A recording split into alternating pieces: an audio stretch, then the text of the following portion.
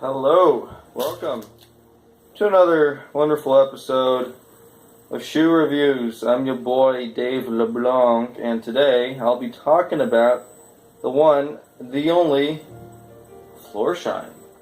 So let's start by looking at how these shoes look on your feet while wearing jeans.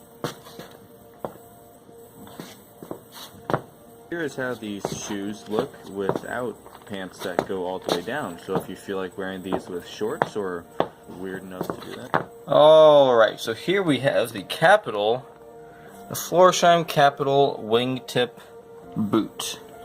Now this is a boot in the purest sense of the word, in which it goes past the ankle. It actually goes pretty darn high up there. It's almost like one of those high ankle basketball shoes so you don't like twist your ankle or whatever while playing ball.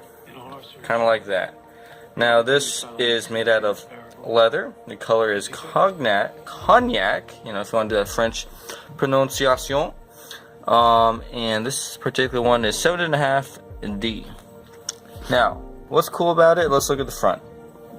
It is a wingtip, but it's an interesting type of wingtip in that it is unbrogued on the actual tip. There are some broguing along the wing part, which is to be expected. There's broguing in the back as well, but the lack of holes in the tip here make it actually slightly more formal than a fully brogued wingtip, which is interesting, which basically makes this shoe acceptable for semi-formal wear almost. It is a boot, so maybe not, but the lack of broguing means that you should be able to wear this with something, you know, slightly classy.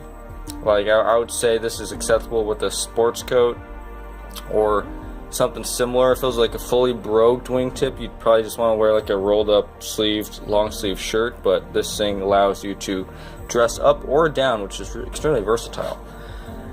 The leather itself is very high quality. It's nice and thick. It appears to be the top grain, I think. And the creasing is actually pretty good. And good, I mean it doesn't crease a lot like some cheaper shoes do. They just like go ham. Actually, Allen Edmonds, the Mora 2.0 I reviewed before, did have some pretty bad creases. But I've worn these multiple times, probably about a dozen times now, for no less than an hour each time, usually 2 to 3. And the creasing is really not that bad. So I'm very, very impressed with the lack of creasing in these shoes. This little aerial view here.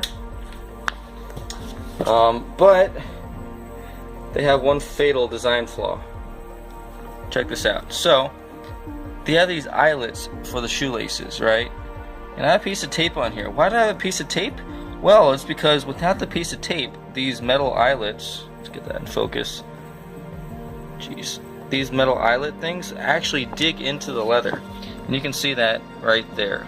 Before I realized it, when you like lace a boot closed, that metal would just cut and dig into the leather and just really damage it a lot. So that's a terrible flaw. I had to cover it up with some packaging tape just to ensure I didn't destroy the tongue of the boot further. So I'm highly disappointed that Florsheim didn't figure out a way to smooth or cover up those eyelets. Just extremely very disappointing, actually. But the insole is actually solid. There's leather everywhere. It's not. So actually, this is a Florsheim Imperial, by the way. It is made in I believe it's India.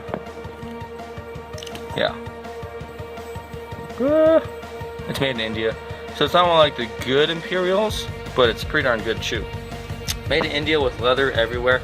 Leather outsole, leather insole, leather actual sole, and a rubber tap. The leather inside the sole is incredible. It doesn't have too much padding, but it is so damn comfortable. This has got to be the #1 most comfortable leather shoe I've ever worn in my entire life. So, overall, this is a shoe that I highly, highly recommend. Florsheim Capital Wingtip boot, the Florsheim Imperial, in leather. It's incredible. It's stylish. High quality, and it is so goddamn comfortable. It's amazing. So if you were to buy any boot at full price, this thing goes for about $180 or so, I believe.